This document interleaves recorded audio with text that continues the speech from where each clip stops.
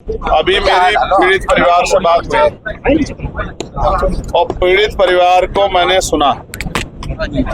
पीड़ित परिवार की एक ही डिमांड है कि हमें न्याय मिलना चाहिए। उसके अलावा कोई दूसरी डिमांड पीड़ित परिवार की नहीं।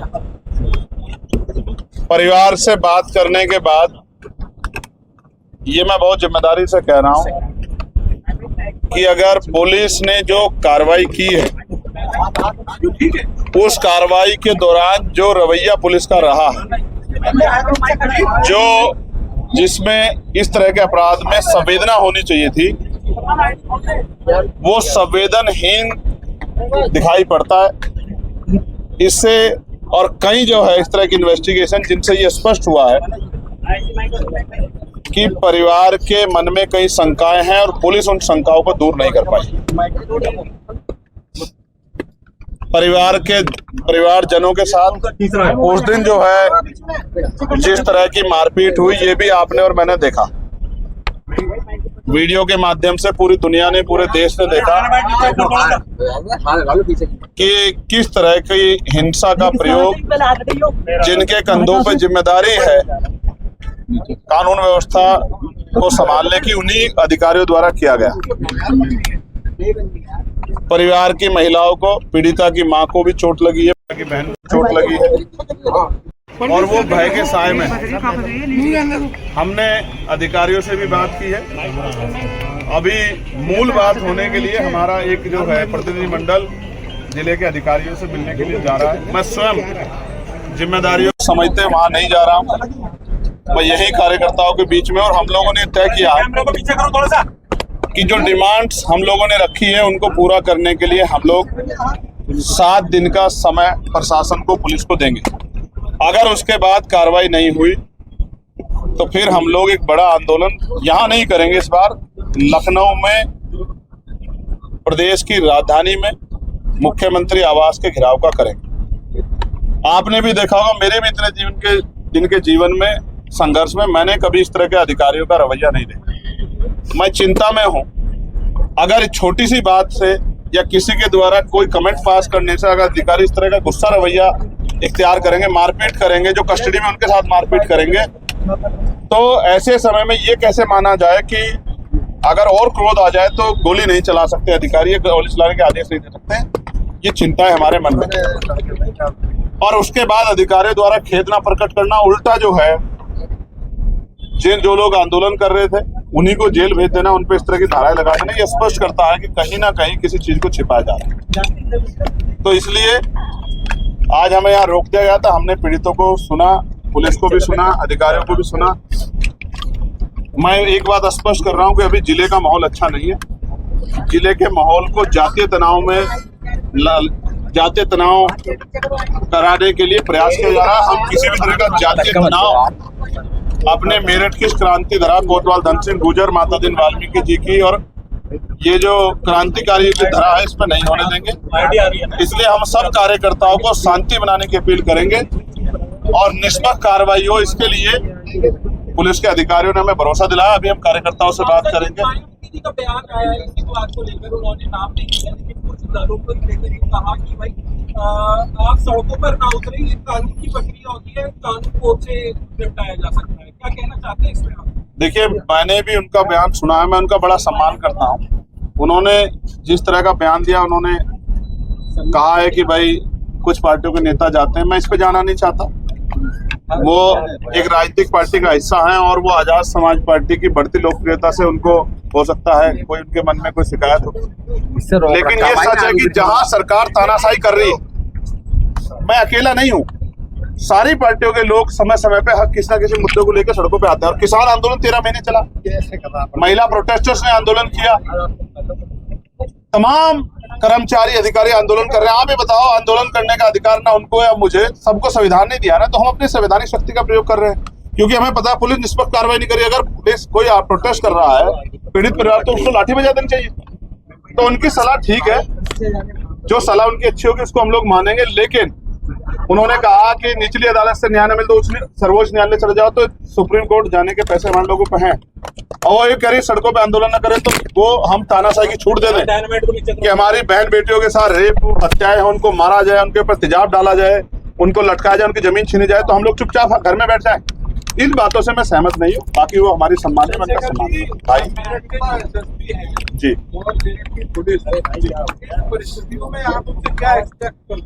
देखिए, क्योंकि हम लोकतांत्रिक व्यवस्था का हिस्सा हैं और मैं भी एक संवैधानिक पद पे हूँ, तो अगर किसी से गलती हो गई तो ऐसा नहीं कि दोबारा उससे अपेक्षा नहीं की जा सकती।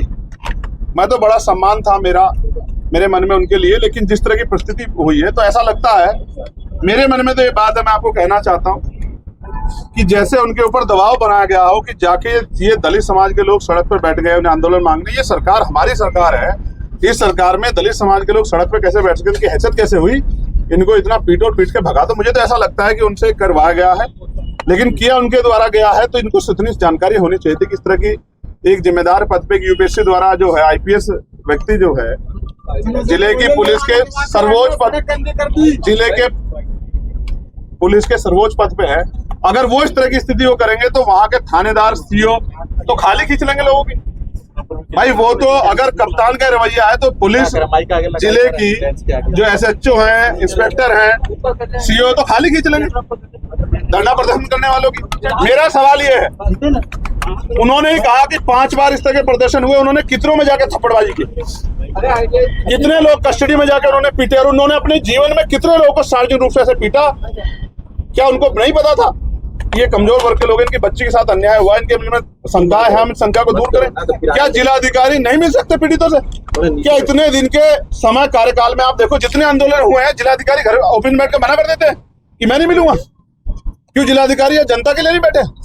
वो मना कर देते। किसान प्रोटेस्ट और भी प्रोटेस्ट हुए, वो 6-6 घंटे लोग बैठे, मिलते नहीं। क्यों नहीं मिलते हैं? ऐसी क्या स्थिति है कि अधिकारी मिलना नहीं चाहता? जनता के अधिकार नहीं है क्या? चंद्रशेखर जी, आपने एक आरोप लगाया कि कप्तान से करवाया गया, तो इतनी बात पता लगी तो कौन है आपको लगता है कि ये लोग पीछे होंगे? देखो, जिन लोगों को लगता है किसी भी प्रोटेस्ट से जाति के आधार पर सरकार की थूथू होगी, वही अधिकारी ये सब चीजें करवा रहा है। मैं स्पष्ट रूप से इसकी जांच होनी चाहिए कि किस अधिकारी ने किस अधिकारी को, और किस अधिकारी ने बहुत सख्ती से एसएसपी कहा कि जाके मौके पे इस भीड़ को हटाओ। ये पुरानी सरकारें नहीं है, ये जो है ये भाजपा की सरकार है, और ये दलित समाज के लोग सड़क पे बैठ गए। इनको जो भाषा शैली देखो, मानसिक रूप से तैयार थे। गंदी सड़क गंदी कर दी सालों ने, और इनके बाप की सड़क नहीं है। ये सड़कें तो जनता के टैक्स के पैसे से बनी है, किसी के बाप के पैसे नहीं बनी है। ये जनता के पैसे से बनी है, और ये जनता, ये जो गरीब जनता इनके टैक्स से बनी है। इस तरह की भाषा शैली अवगत कराती है कि वो आदमी दबाव में था, उनको इससे करवाया गया, करा उन्होंने भी, वो भी बराबर के दोष, उनको खेत प्रकट करना चाहिए। और मैं आपको बहुत जिम्मेदार से कह रहा हूं, पत्रकार साथियों, आप पश्चिम उत्तर प्रदेश में रहते हैं, लेकिन मीडिया की गूंज पश्चिम उत्तर प्रदेश तक नहीं है। मैं भी लखनऊ गया तो रायबरेली जाना पड़ा, मैं सहारनपुर हरिद्वार गया तो मुझे टिहरी जाना पड़ा। ये भारतीय जनता पार्टी की सरकार में दमन हो रहा है। हमारे लोग इस दमन को भूलेंगे नहीं, आने वाले समय में सबक सिखाएंगे। मेरी बात, मैं चंद्रशेखर आजाद आपको विश्वास दिलाता हूं कि मैं अपने एक एक आदमी को बताऊंगा कि किस तरह का न्याय लिस्ट बना के पिछले 5 सालों में सरकार में, उससे पिछले 5 सालों में हाथरस से लेके कपसाड़ की बेटी तक। और मीडिया के बंधु, मैं आपका धन्यवाद देता हूं जिन्होंने हमारी बेटी का चरित्र हनन करके कपसाड़ में भी खबरें चलाई थी कि उसका प्रेम प्रसंग था। घटनाएं तो बहुत होती है, लेकिन प्रेम प्रसंग जब दलित की बेटी होती है या तो पिछड़े समाज की होती है तभी दिखता है। अनुष्का पाल 45 दिन तक पड़ी नहीं उसमें नाले में। यही न्याय है, ये हमारे हिस्से में आए देश में। ठीक है, हमारी बेटी गायब होती है, सुबह को ढूंढेंगे। पहले कुत्ता बिल्ली गायब हो जाता था, रात को मिल जाता था। हमें और ताकत बनानी पड़ेगी और हमें और लड़ाई लड़नी पड़ेगी। और सुरक्षित नहीं है सरकार में कोई नाले कुछ भी लगा दो। ये देखो, ठीक है, परिवार ने सिर्फ एक ही मांग रखी कि आप आए हो, हम आपका इंतजार देख रहे थे, हम आपसे उम्मीद करते कि आप हमें न्याय दिलाओगे। हम डर के साए में हैं, हमारे बच्चों को डराया जा रहा है, हमारी बच्चा सुरक्षित नहीं है। 1.5 साल पहले भी इस तरह से मेरी बेटी को उठा के लेके गए थे।